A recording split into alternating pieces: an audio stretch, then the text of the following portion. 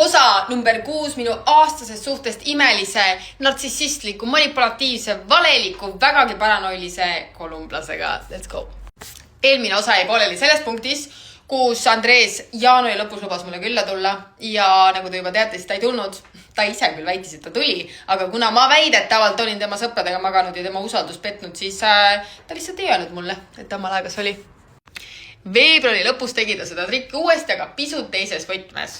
Selles mõttes, et ta oli juba selleks hetkeks aru saanud, et ainukene asi, mida ma temalt tahan, on see, et ta kõik ausalt üles tunnistab. Miks mul seda nii väga vaja oli? Ma eeldan, et ma tundsin ennast petetuna ja et mulle on valetatud ja kui ta kõik ausalt üles tunnistab, siis mul hakkab kerge ja ma saan eluga edasi liikuda. Ja ta kasutas seda minu vastu ära, ehk siis ta andis mulle pidevat lootust, et ta kohe tuleb ja me kohe räägime ja see oli põhjus, miks ma temaga edasi suhtlesin.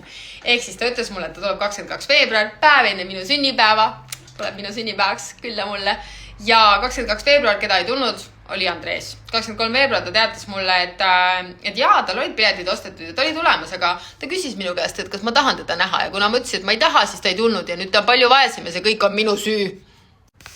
Möödunud on 2 kuud sellest hetkest, kui ta Pauliinega põgenes ja terve see aeg oli ta üritanud minu usaldust ja sõprust tagasi võita, aga kasutades neid samu meetodeid, mida ta kasutas, kui ta veel siin oli, ehk siis manipuleeris, süüdistas ja samal ajal valas mind üle igasuguste nagu komplimentidega. Aga see ei töötanud enam, sellepärast, et me ei olnud ju koos. Ta põgenes, ta oli juba koos kellegi teisega. Ehk siis see, et oh my god, sa raudselt magad mu sõpradega või kellega sa täna välja lähed, miks sa välja lähed, see ei toiminud enam, sest ma sain talle vastata, et me ei ole enam koos. Nagu vahet ei ole, kellega ma koos välja lähen või kellega ma magan. See ei ole sinu dikteerida, sina otsustasid põgeneda.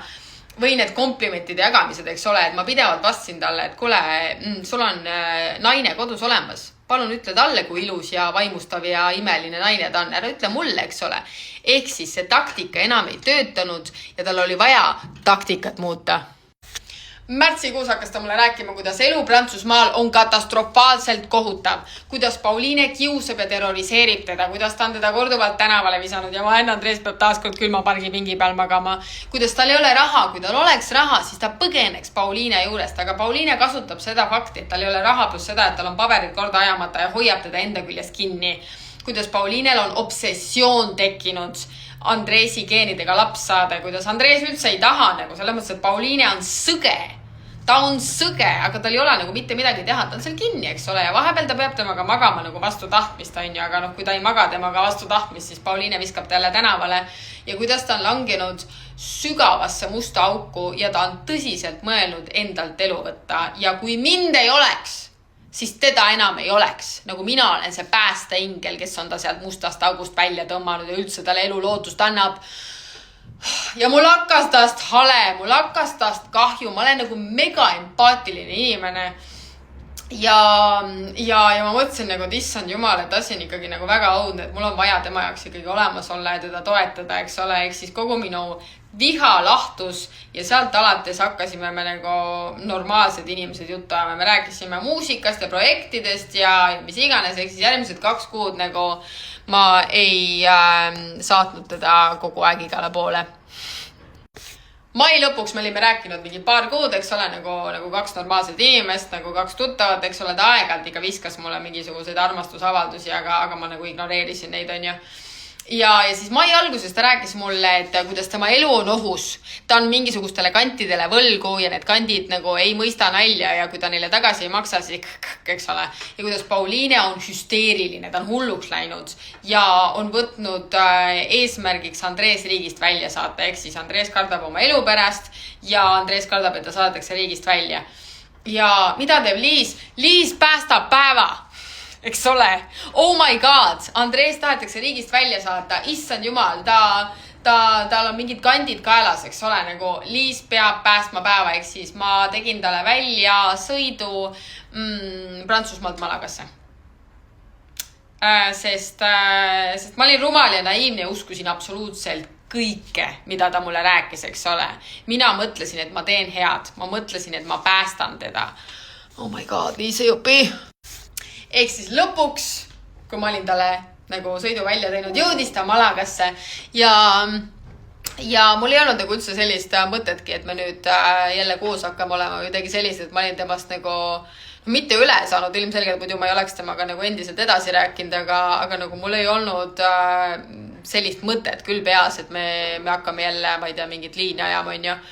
Ma lihtsalt tahtsin, et ta, terve see aeg mul oli endiselt see, et ma tahtsin, et ta nagu tunnistab kõik üles ausalt, on ju, et mis tegelikult juhtus, miks ta tegelikult põgenes, et ta tegelikult ikkagi läks Pauliinega ja see plaan oli selline ja mis iganes ma tahtsin, et ta mulle selle kõik ausalt üles tunnistab. Ja siis ta tuli Malagasse ja 24 tunniga, nagu 24 tunniga olin ma taaskord kõrvuni armunud, ta rääkis mulle, kuidas ma olen see imeline naine, eks ole, ma ei tea, mis võim tal oli nagu, aga kui ta seisis minu eest nagu distantsilt oli nagu see kõik jumala lihtne ja mul ei olnud nagu mitte ühtegi nagu sellist tugevamat emotsiooni tema vastu, aga kui ta seal minu ees seisis ja vaatas mulle otsa ja rääkis, kui imeline naine ma olen ja kuidas ta on nagu muutunud mees ja ta oli varem nii paranoiline, sellepärast et ta nagu igasugused aineid tarvitas, aga ta enam ei tarvita, ta ja nagu hoiab alkoholist eemale ja ta teab, et ta tegi valesti, aga no tõesti ta on muutunud mees ja 24 tunniga olin ma jälle kõrvuni armunud.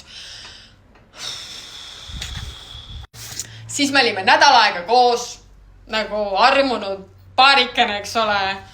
Ja nädala pärast ta lahkus.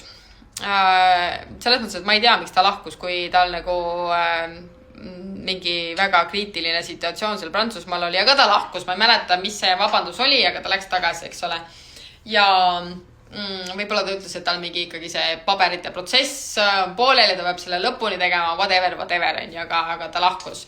Ja mida tegi Liis, kes oli nagu jälle kõrvuni armunud, oh my god, Andres on imeline mees, nagu vahet ei ole, et ta nagu, ma ei tea, valetas mulle, manipuleeris mind, põgenes mingi Prantsusmaa tšikiga, nagu kõik see teema, nagu vahet ei ole, eks ole. Liis on jälle kõrvuni armunud ja siis ma läksin talle järele Prantsusmaale.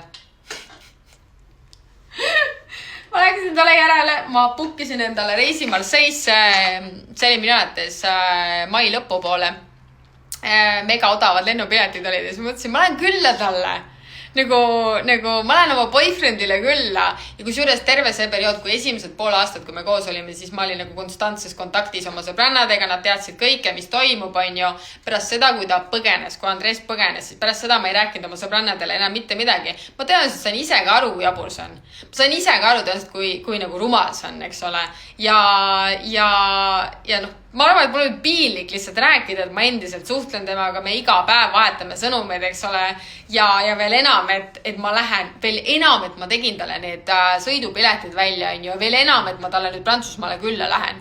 Ma ei öelnud mitte kellelegi, et ma Andresile Prantsusmaale külla lähen. Aga ma eeldan, et nad kahtlustasid, kui ma ütlesin, et ma nagu minemas olen Prantsusmaale nagu Liis, kuhu sa lähed.